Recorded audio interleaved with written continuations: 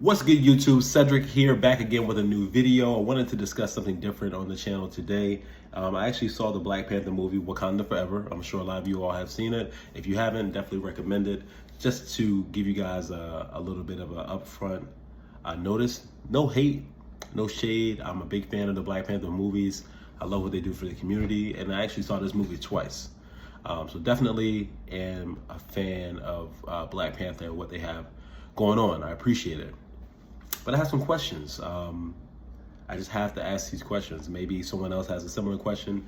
Maybe they can answer it for me below in the comments. Don't forget to like, comment, subscribe. Do that now before we get deep into the video. But I'm just gonna hop right into it. So number one, and spoiler alert, if you haven't seen the movie, you probably don't want to listen to this because it's gonna tell you some things about the movie.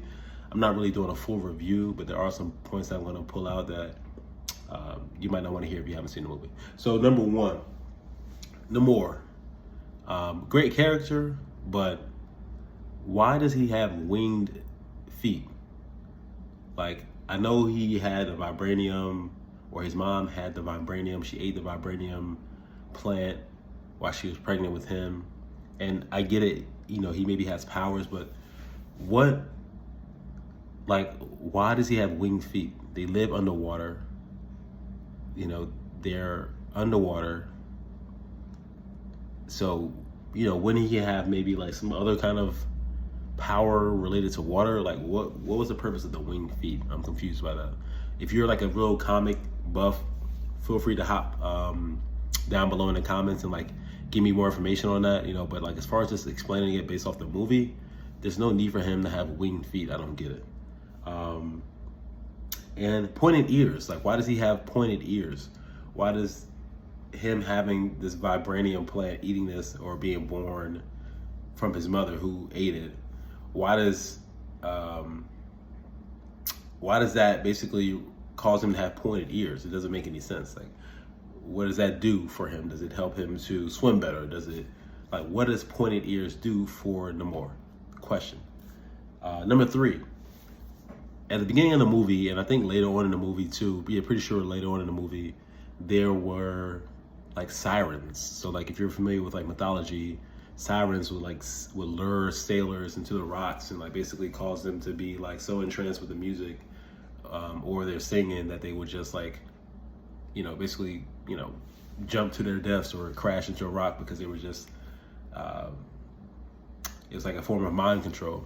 So apparently the people of Tolokan, at least a group of them, are sirens, and they have ability to lure people to their death. So how did that power come about? Is that something also that they got from the vibranium? Because I believe pretty much everyone in the village ate some of that plant that was grown in the vibranium, which is smart, which is another question that I have. Like, why doesn't Wakanda allow at least all the leaders to have this vibranium plant so they all can be like Black Panthers? Like, why is there only one Black Panther? How come everyone can't have the same power? Or at least the leaders in the village, why can't they have the same power? But going back, the sirens, yeah, like, they ate this vibranium plant, and then now they have the ability to become sirens, and people can just walk to their deaths now because they hear these people singing in the water and they just want to walk in and kill themselves. And also, if they had this power, how come they just didn't do this the whole entire movie? Like, if you guys have the ability to lure people to their deaths by singing, you know, wouldn't that be like the first way of you know, winning the battle? Like, I would just send all sirens in, let them sing, and then everybody would just walk off the fucking boat or walk into the ocean and just kill themselves and drown. That's a question I need to answer. If you have the answers, please let me know. What else? Checking my notes. I have to make sure I get everything out. All right, back to, yeah, so the vibranium plant. Like, if there's a leaf in my village and it makes me have the same powers as the Black Panther, I'm eating it. So I don't understand why everyone wouldn't just get that. And then it's like, you leave yourself to be like exposed. And I know they're like well trained and educated in Wakanda, but it's like, you guys are like worshiping this Black Panther dude. So like, why wouldn't you just eat the same plant that he has and become more powerful? Like, what's up with my guy Jabari? Like, you know, the Jabari. Like, how come you wouldn't give him I think he would be like the best fit to have the fucking the plant, because he's already like a strong dude. Like, he's not obviously the most smart guy in the movie, but I mean, if you gave him that plant, I think that would kind of like level the playing field. I'm sure he gets maybe a little bit of boost of intelligence. Anyway, but since we're speaking about the Jabari, how come they are worshiping Hanuman? Based off my research and from what I know, Hanuman is a Hindu god. Wakanda is supposed to be like an African state. So why wouldn't they have like an African god or an African deity to represent strength? Why are you using Hanuman, which is a Hindu god? Like, I don't get it. Can someone explain that to me? Maybe you used it, or maybe they used it to appeal to a wider audience, but it's pretty niche. So I don't think people would have. I don't think they said that in any commercial, like, you know, Hanuman, glory to Hanuman, or anything like that in a commercial. So there's no way a Hindu or Indian person would be able to see that and be like, oh, I'm going to watch this movie now because they're, you know, referencing a Hindu god. So can someone explain that? Why are they using Hanuman as opposed to an African deity?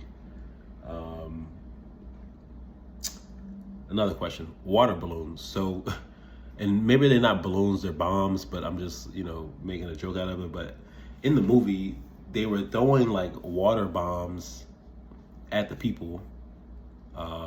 They blew up they blew up a ship, or they tried to sink a ship at the end with a bunch of like water bombs. And like, I mean, I don't, you know, maybe I don't have a full understanding, but it's, how can a water bomb do so much damage? Like, the Queen of Wakanda was killed by an attack from the water bombs or the water balloons, and it didn't really look to do so much damage. I think it kind of knocked her unconscious, and maybe she died. It looks like she died, and I hate to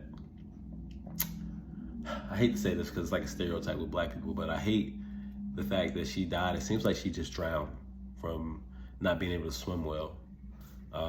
She was trying to save the student, and it looks like she just drowned.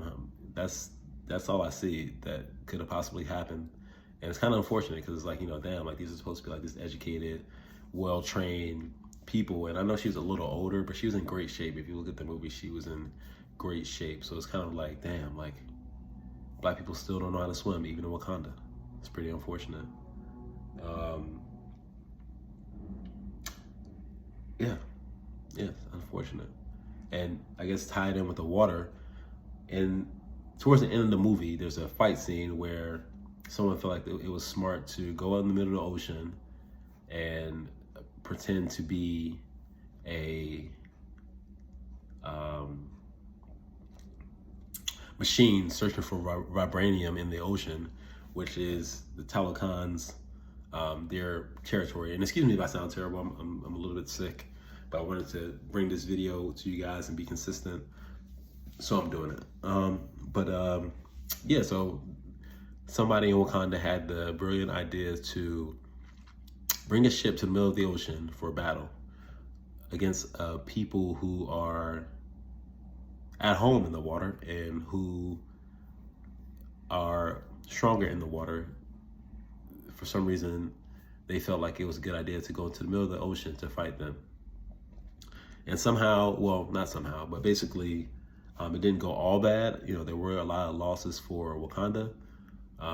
But it's like, why would you even go in the middle? Like, if my enemy lives in the ocean, is stronger in the ocean, the last thing I want to do is put myself in the middle of the ocean. It just doesn't make sense to me. Yeah, I'm sure I can come up with more questions, but I feel like, you know, this is a decent amount. And if you guys have any questions, you know, feel free to drop them down below in the comments. I would love to hear what you guys have to say. If you guys noticed anything in the movie that's just seemed a little weird, definitely would love to talk to you guys about it. Don't forget to like, comment, subscribe. Thank you for watching. If you stayed through to the end, I really appreciate you. And holidays are coming up. So Thanksgiving is coming up, tomorrow? So if you celebrate Thanksgiving, have an amazing Thanksgiving. I hope you get to spend a lot of time with your family and friends. And again, don't forget to like, comment, subscribe. Thank you for watching. Until the next time, peace.